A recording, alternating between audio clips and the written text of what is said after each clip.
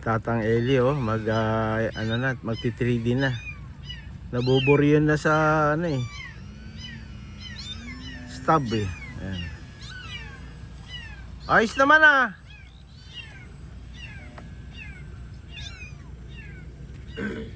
Loop agad, loop.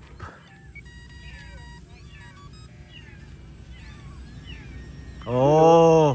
Anak. Mas maganda yung walang stub.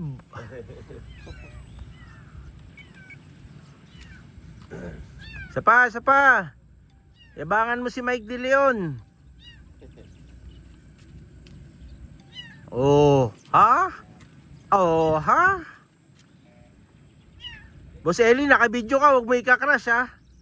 Eh, habang natin kay Mike De Leon yan, oh. Oh. Malupit na yan, manual yan, manual. Isa pa. Ciao. Kahit hindi ko siya nasabay eh, maano eh.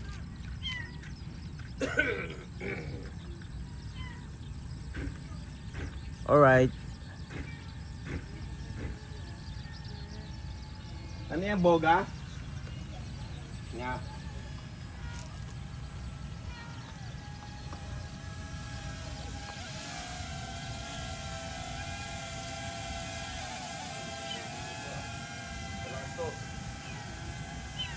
Punta ba sa isang ng bala, ano yung titipid?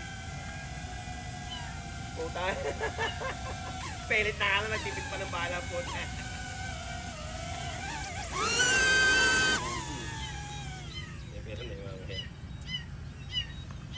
Roll. Oh, ha? Oh, ha?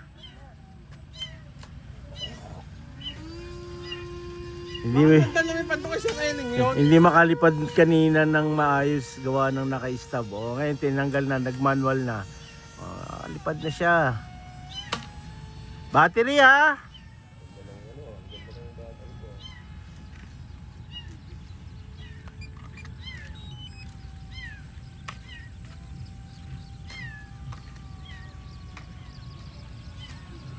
Ang ganda ng lipad ng isang Eling 3D ah. Ha? Yari. May kanya ka rin? Oh, Reggie, panis ka na ngayon kay Sir Eli. Yung pom na? Oo. Sa 300 data mga ganun lang. Basta mura lang yung pom na yan. Ang ganda ng pagkakaano. 300 o 600. Di ko alam ano kung ma-recall ko 600. Meron din ako dyan na kay Rainier.